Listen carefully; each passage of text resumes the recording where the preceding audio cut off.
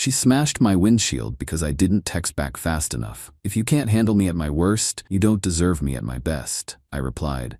I don't want your best. Then I called the police. She screamed from the cop car, "This isn't what Marilyn Monroe meant." My girlfriend Brittany had a favorite quote. You've probably seen it on Instagram, maybe on a wine glass, definitely on a throw pillow somewhere. If you can't handle me at my worst, you don't deserve me at my best. Marilyn Monroe. Except Marilyn Monroe never said it. It's a misattributed quote that's become the battle cry of people who use it to justify terrible behavior. And Brittany, she used it constantly. Left me on read for 6 hours while she was out with friends? If you can't handle me at my worst. Forgot my birthday? If you can't handle me at my worst. Started an argument in a Target over which brand of paper towels to buy. If you can't handle me at my worst. Threw my Xbox controller against the wall because I said I needed to finish a work project instead of watching a movie with her. Marilyn Monroe said it best. If you can't handle me at my worst. The controller was $65 to replace, by the way. She never paid me back. I should have ended it after the first month. But she was fun when things were good. The problem was good kept getting shorter and worst kept getting longer. Month 1, 80% good, 20% worst. Month 3, 60% good, 40% worst. Month 6, 30% good, 70% worst. Month 8, I was just surviving. My friends tried to warn me, "Dude, she's crazy," my friend Mike said over beers one night. "She's not crazy, she's just passionate. She keyed your car a few months ago." That was a misunderstanding. She carved "text me back" into your driver's door. She apologized. Did she pay for it? No, that's my point. He was right. I knew he was right. But I kept making excuses. The final straw came on a Tuesday. I was at work, software developer.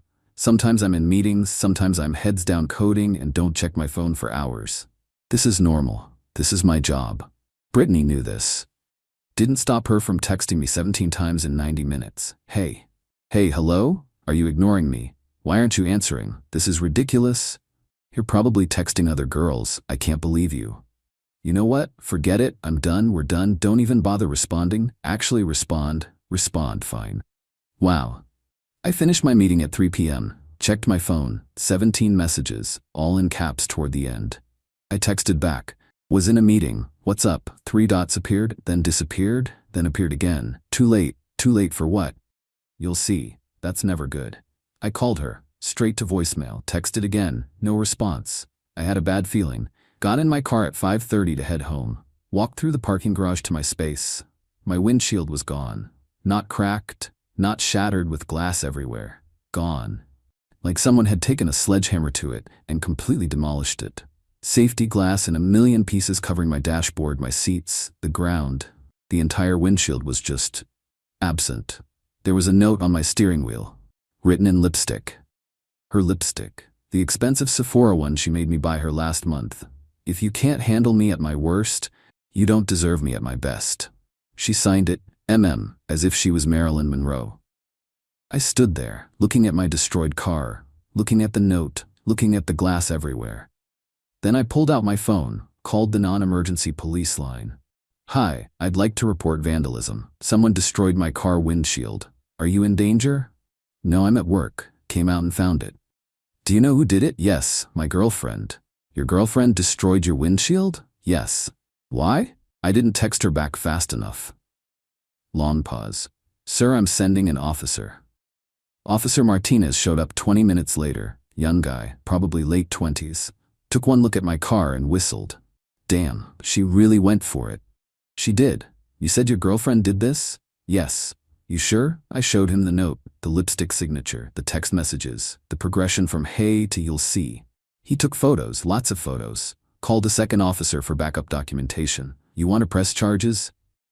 "Absolutely." "You understand this could lead to her arrest?" "I understand." "Criminal mischief. Possibly criminal damage to property depending on the cost of the windshield. Could be a misdemeanor or low-level felony depending on the amount." "How much are we talking? What kind of car?" 2022 Honda Civic. Windshield replacement is probably $800 to $1,000. With the labor and the premium glass, could hit $1,200. That puts it in felony territory in this state if it's over $1,000. Then I definitely want to press charges. He nodded. We'll need to locate her and take her statement. She lives with me, apartment on 5th and Main. You want to come with us? We'll need you to provide a statement at the station anyway. Can I drive this? He looked at my car. No windshield, glass everywhere. Absolutely not. That's a safety hazard. You'd get pulled over in 3 blocks. I'll call a tow truck. Good idea. I called my insurance. They sent a tow to take the car to their approved repair shop. Sent me a rental car voucher. Then I got in the back of Officer Martinez's patrol car and we drove to my apartment. Brittany's car was in the parking lot. We went upstairs.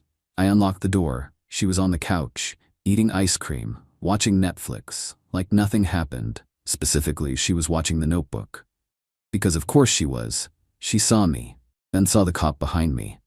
What's going on? Officer Martinez stepped forward. Ma'am, I'm Officer Martinez. Are you Brittany Walsh? Yes. We're here regarding an incident involving vandalism. Specifically, the destruction of a vehicle windshield belonging to, he checked his notes, David Chen. I don't know what you're talking about. I almost laughed. Her lipstick was still on the coffee table, the same shade as the note. You don't know anything about a destroyed windshield? Nope. Martinez held up his phone, showed her the photo of the note, the lipstick, the signature. This looked familiar.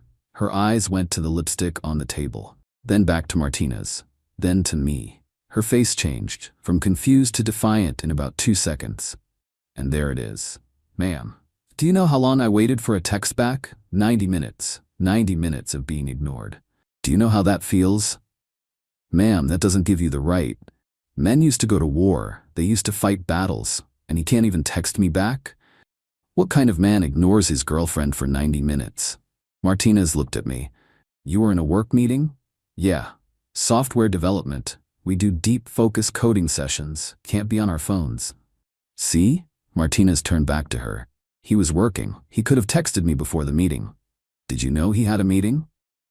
I asked. That's not the point. That's exactly the point, Martinez said. You destroyed his property because you felt ignored. That's illegal. If you can't handle me at my worst, you don't deserve me at my best.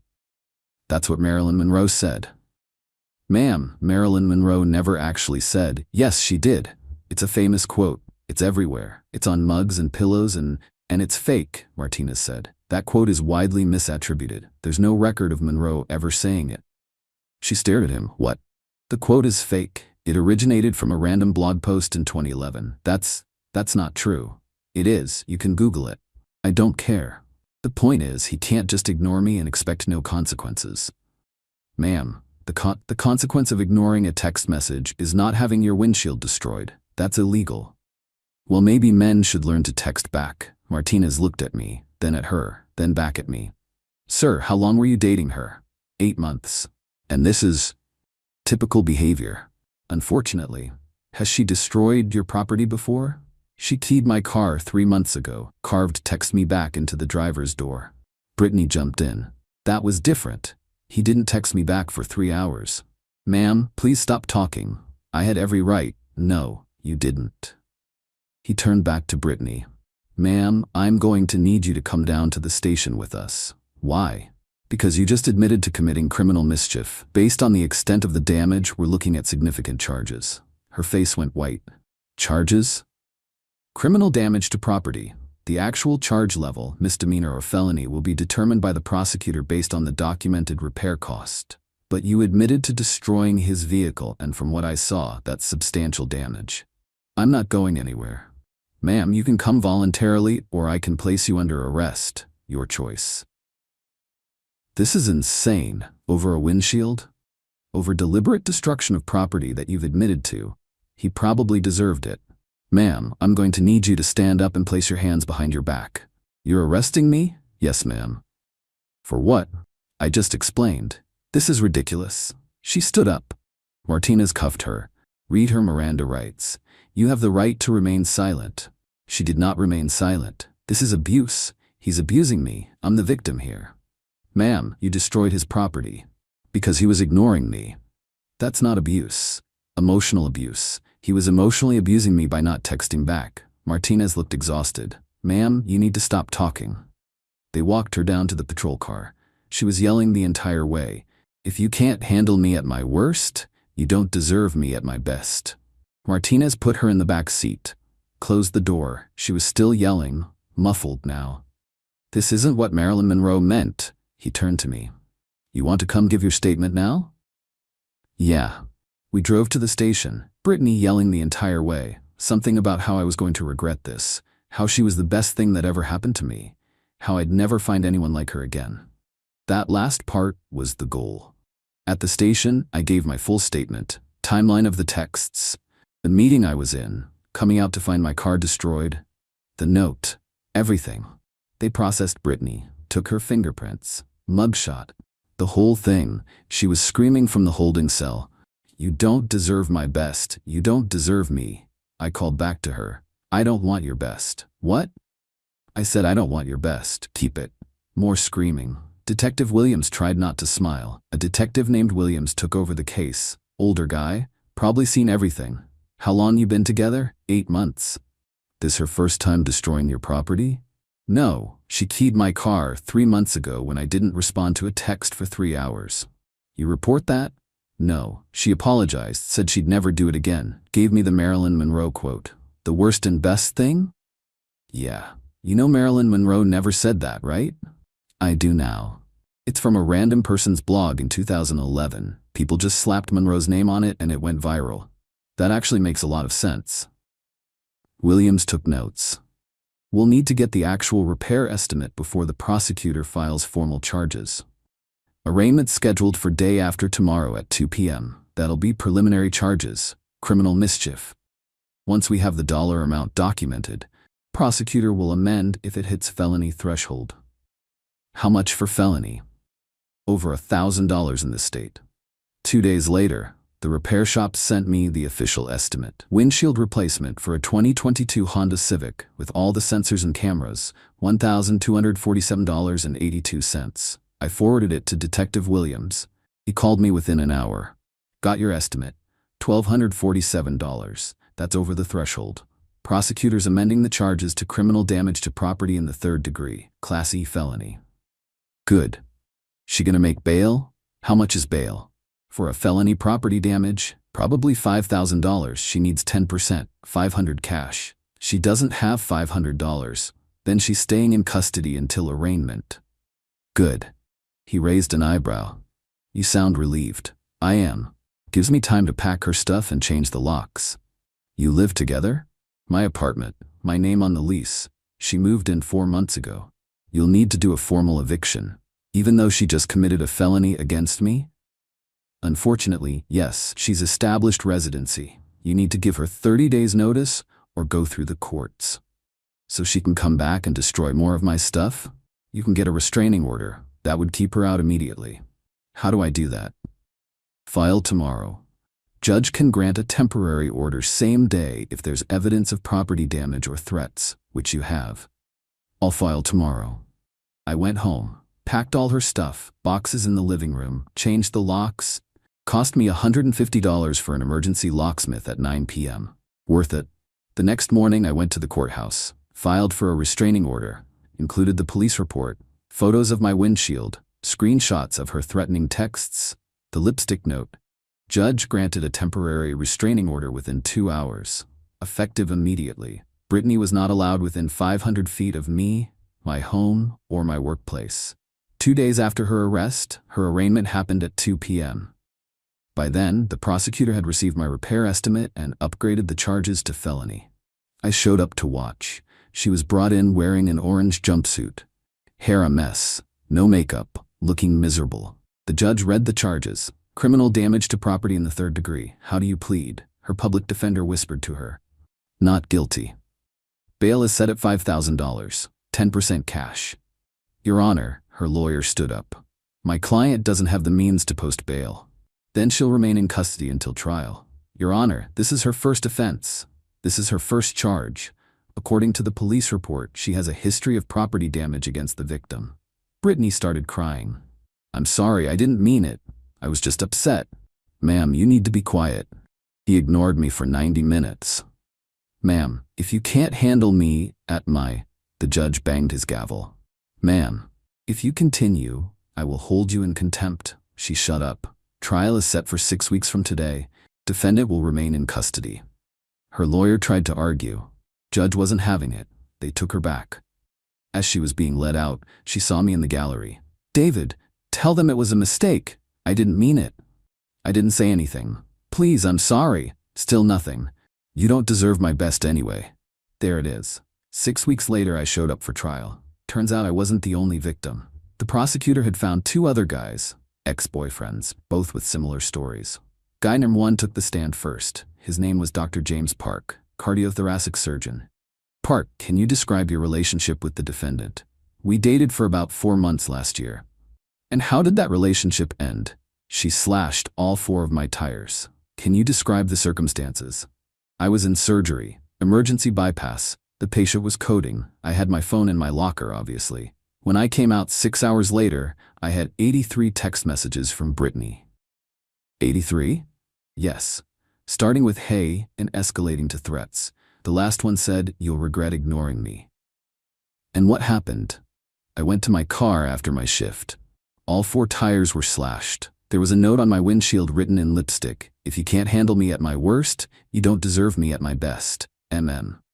Did you report this? Yes, but by the time I did, she'd left the state. Moved here, apparently. I couldn't pursue charges across state lines for a misdemeanor. The tires cost me $900. Thank you, Dr. Park. The prosecutor presented photos, police report from California, the lipstick note, the text message history. Guy number 2 was next. Marcus Williams. Accountant. Mr. Williams, how did you know the defendant? We met on a dating app, went on 3 dates. 3 dates? Yes, 2 weeks of dating. And what happened? My sister was getting married in Colorado. I flew out for the wedding weekend. Brittany wanted to come. I said it was too soon. We barely knew each other, and it was family only. How did she react? She seemed fine at first, said she understood, but then I stopped responding to texts during the wedding events. My phone was off during the ceremony, reception, family photos. And then, I got home Sunday night. My apartment window was shattered. There was a brick on my living room floor, with a note taped to it. Same quote, if you can't handle me at my worst and all that, signed MM. How much was the damage? Window replacement was $400. I had glass everywhere, ruined my couch, my carpet. Total damage was about $1,800. Did you press charges? I tried, but she'd already blocked me on everything. Changed her number. I couldn't find her. Until now. Until now. The prosecutor turned to the jury. Ladies and gentlemen, the defendant has a pattern. 3 men. 3 acts of property destruction, 3 notes with the same fake Marilyn Monroe quote to that. This isn't a one-time mistake. This is a pattern of behavior. Brittany's lawyer tried to argue emotional distress, temporary insanity. The prosecutor brought in a psychologist who testified that destroying property over text message response times is not insanity. It's entitlement. This is learned behavior, the psychologist explained. The defendant has learned that when she doesn't get what she wants, she can destroy property and justify it with a quote. She's done it 3 times that we know of. Each time, she's faced minimal consequences. Until now. The jury deliberated for 90 minutes, found her guilty. Sentencing was 2 weeks later. The courtroom was packed. The judge, a woman in her 60s named Judge Patricia Morrison, looked thoroughly unimpressed. Miss Walsh, you've been found guilty of criminal damage to property in the 3rd degree. Before I impose sentence, do you have anything to say? Brittany stood. Her lawyer tried to stop her. She stood anyway. Your Honor, I just want to say that I'm sorry. I made a mistake, but I was provoked. These men ignored me. They made me feel worthless. And like Marilyn Monroe said, stop right there, Judge Morrison said. Your Honor? Miss Walsh, I've heard you quote Marilyn Monroe approximately 15 times during this trial. In your testimony, in your police interview, in every statement you've made. So I did some research. She pulled out a printed document. Marilyn Monroe never said that quote.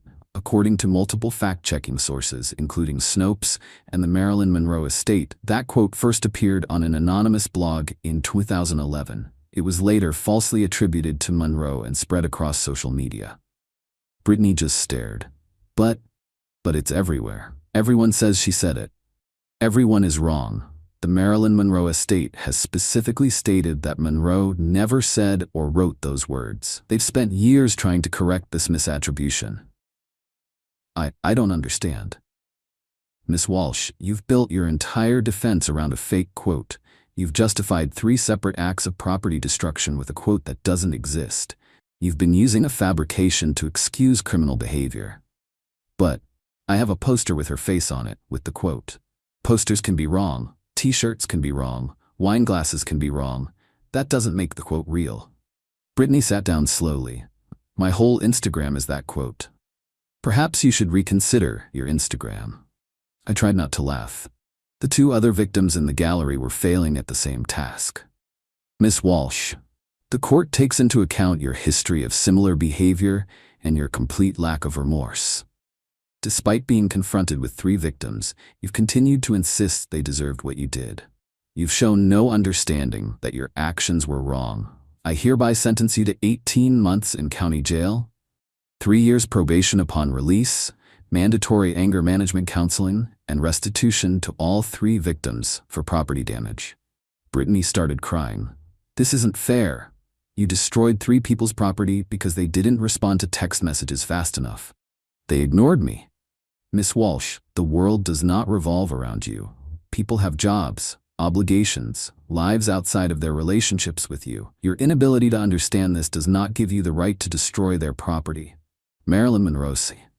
But Marilyn Monroe said. Judge Morrison held up her hand. Stop.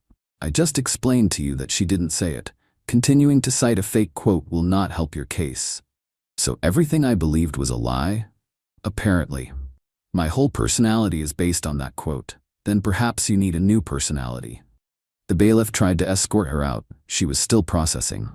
Wait, so if Marilyn Monroe didn't say it, who did? No one knows, Judge Morrison said. It's an anonymous internet quote that people decided sounded better if they attributed it to a famous actress. So I went to jail for a fake quote? No, you went to jail for destroying property. The fake quote is just embarrassing. I have a tattoo of it. Then you have a permanent reminder to fact-check before you commit crimes. They took her away? I got a check for $1,247.82 3 months later. Restitution for the windshield. Insurance had already covered it, so I just deposited the money. Used it to take a trip to San Diego, went to the beach, ate good food, sent a postcard to Dr. Park and Marcus. Thanks for testifying, if you're ever in town. Dr. Park texted back, got my $900, taking my wife to Hawaii. Cheers. Marcus sent a selfie from his new apartment with his replaced window visible in the background. New place, no crazy ex, living the dream. Best $1,247.82 I ever made. Brittany got out after 14 months. Good behavior. Still had probation. I heard through mutual friends she got a job at a call center. Lost most of her friends. Moved back in with her parents. Still quotes Marilyn Monroe on social media. But now people just comment, isn't that fake? And she deletes the posts. One of her former friends sent me a screenshot. Brittany had posted the quote again, on a photo of herself at the beach, looking wistful. Top comment, that quote is fake and you went to jail for it. Maybe pick a new aesthetic? Second comment, girl, we've been over this. Third comment, Marilyn didn't say that and you know it. She deleted the post 10 minutes later. Her mom called me once about 6 months after she got out. David, this is Susan, Brittany's mom. Hi, Susan. I just wanted to apologize. I didn't raise her to act like that. I don't know where it came from. It's not your fault. She's been in therapy. The court-mandated anger management actually helped. She's trying. That's good. She wanted me to ask if you'd be willing to talk to her. She wants to apologize properly. I appreciate that, but no.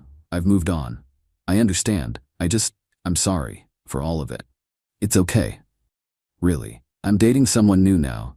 Her name's Amy. She's a teacher. Calm. Reasonable. Doesn't destroy property when I don't text back immediately. Last week I was in a meeting for 3 hours. Came out to 6 missed calls from a number I didn't recognize. For a second, I panicked. Checked my car in the parking garage. Windshield intact. Checked the tires. Intact. Checked for lipstick notes. None. Texted Amy. Hey, got caught in a meeting. Everything okay? All good. Just saw a funny meme and wanted to send it to you. Take your time. That's the difference. We've been together 8 months now. Same amount of time I dated Britney, but Amy has never once destroyed my property, quoted fake celebrities, made me afraid to check my phone, made me scared to go to work, blamed me for having a job, said I don't deserve her best.